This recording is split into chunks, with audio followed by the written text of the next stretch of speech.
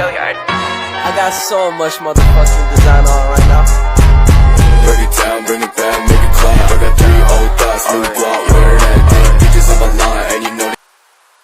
Assalamualaikum warahmatullahi wabarakatuh. Perkenalkan, nama saya Ramadan Trisha Putra, NIM 2105050003.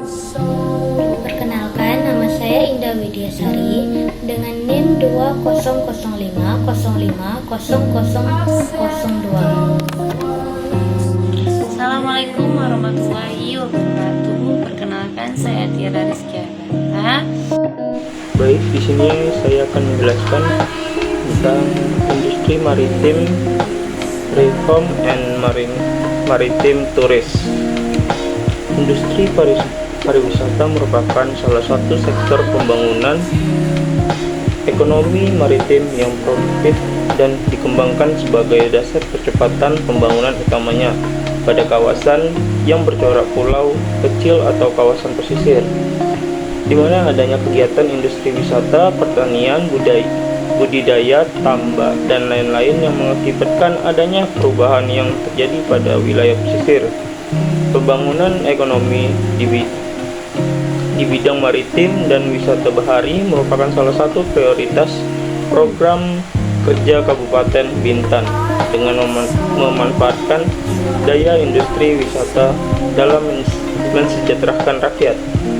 Salah satu kunci utama dalam keberhasilan reformasi industri wisata adalah adanya kolaborasi yang bersinergi dengan biaya pembangunan antara provinsi dengan kabupaten atau kota, contohnya Kabupaten Bintan, di mana akhirnya akan berdampak secara langsung pada peningkatan biaya ekonomi pembangunan daerah maritim dan kesejahteraan masyarakat kawasan pesisir.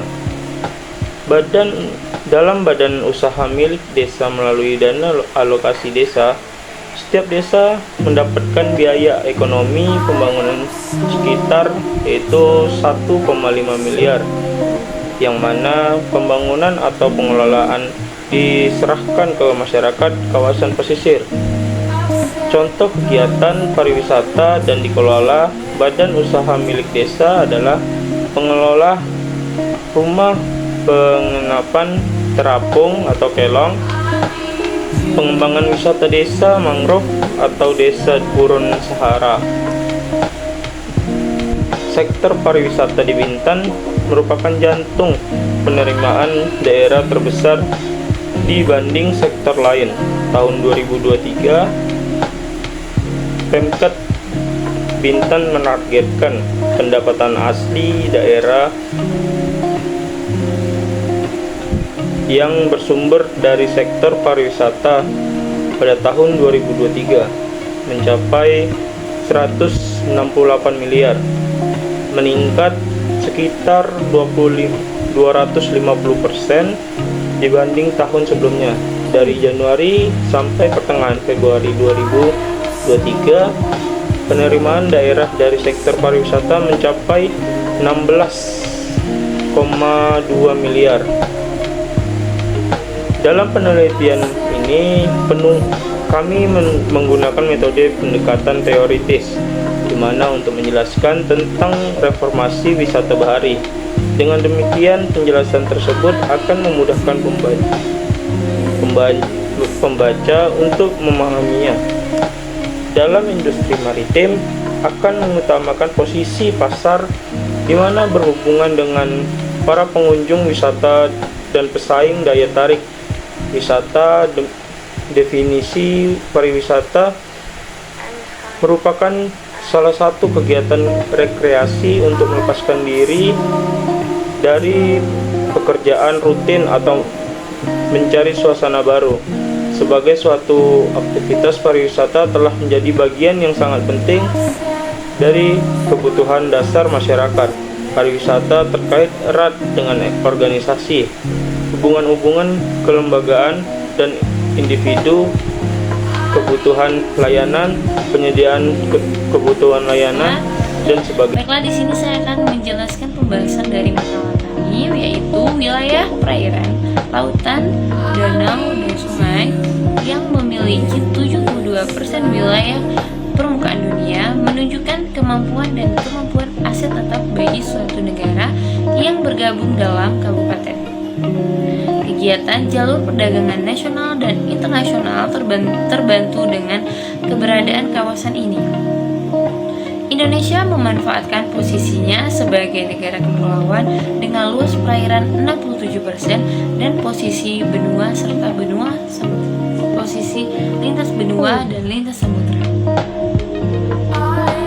Untuk mendukung pemanfaatan sumber daya alam, energi, dan berbagai aspek terkait lainnya, berbagai kegiatan di industri maritim memerlukan keahlian teknik. Berbagai masalah yang belum terselesaikan dalam kegiatan industri maritim yang membutuhkan penelitian tambahan. Ilmuwan dan teknologi perlu segera memunculkan banyak ide baru dalam sains dan teknologi jika mereka ingin mendapatkan hasil terbaik dan mempertahankannya. Pendekatan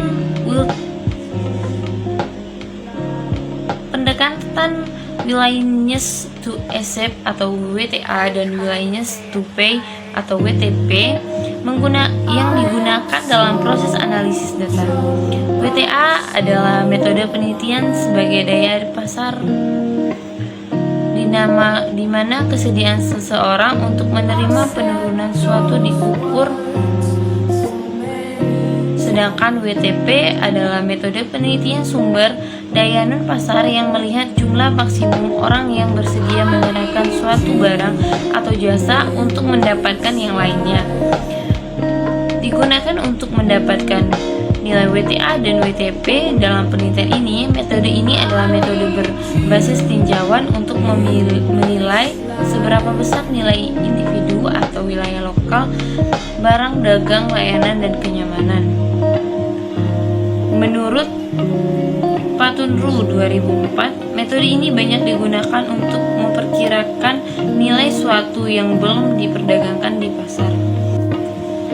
Menurut Raharjo Adi Sasmita tahun 2008, perbedaan antara perencanaan sektoral dan perencanaan wilayah adalah bahwa wilayah adalah wilayah yang memiliki sifat alam dan manusia yang sama dan memiliki batas administrasi yang jelas sesuai dengan hukum yang berlaku. 1. Pelaksana penekanan yang lebih besar pada ruang dan tata ruang.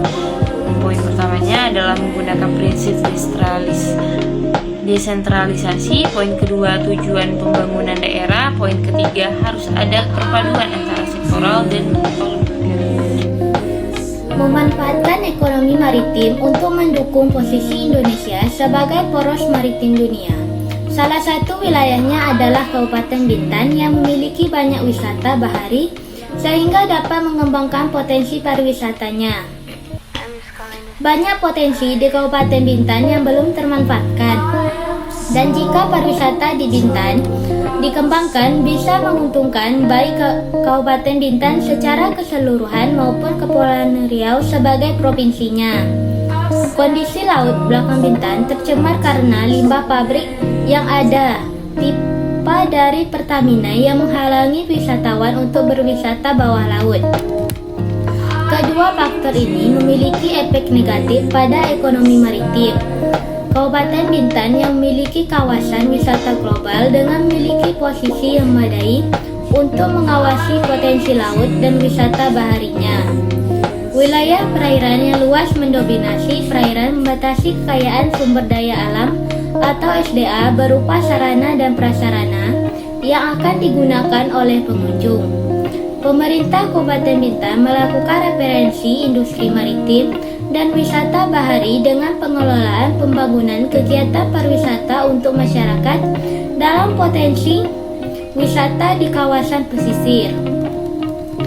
Dalam industri maritim mengutamakan posisi pasar, di mana berhubungan dengan pengunjung wisata dan pesaing daya tarik wisata.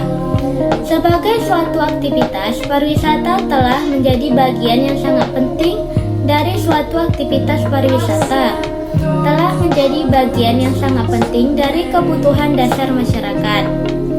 dalam pengembangan wisata memiliki potensi, yaitu dengan peningkatan ekonomi jenis wisata kelautan yang memiliki dampak besar kepada masyarakat di daerah pesisir. Selain itu, juga meningkatkan potensi pendapatan daerah dari sektor pariwisata secara signifikan.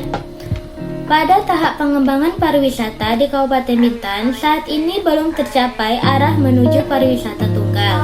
Meskipun semua aspek sesuai dengan kerangka acuan rencana strategis pariwisata telah ditetapkan dengan baik, Kabupaten Bintan tengah berusaha mengembangkan pariwisata berbasis unggulan melalui inovasi, kebijakan, dan program kreatif pariwisata. Namun, untuk mencapai hal tersebut, pesaing untuk memperhatikan kesiapan sumber daya manusia atau SDM dan pemerintah daerah untuk meningkatkan upaya dalam pengembangan kapabilitas dan kualitas DDM yang lebih luas, termasuk peningkatan pengetahuan, kesadaran, serta membangun ekosistem yang memadai untuk perkembangan SDM. Pada tahap selanjutnya, pengembangan pariwisata di Kabupaten Bintan telah sejalan dengan pengembangan pariwisata nasional sesuai dengan kerangka acuan rencana strategis pariwisata dengan fokus pada pengembangan pariwisata berkelanjutan. Hal ini terlibat dari penerapan aspek kerangka acuan oleh Kabupaten Bintan untuk meningkatkan kesinambungan dalam pembangunan pariwisata. Perlu jaminan pada sektor pariwisata di Kabupaten Bintan. Potensi yang seharusnya mampu menjadikannya sebagai sektor unggulan atau destinasi pariwisata tunggal yang dapat meningkatkan pertumbuhan ekonomi masyarakat. Pengembangan pariwisata harus dilakukan secara bertahap dan melibatkan partisipasi masyarakat lokal yang siap terlibat. Tujuannya adalah agar masyarakat tidak mengalami dampak yang drastis akibat pertumbuhan pariwisata yang cepat, serta agar peran mereka dapat diaktifkan secara maksimal. Masyarakat bukan hanya sebagai penerima manfaat dari pariwisata, tetapi juga sebagai pelaku yang memiliki hak untuk memberikan ide dan masukan dalam pengembangan pariwisata daerah.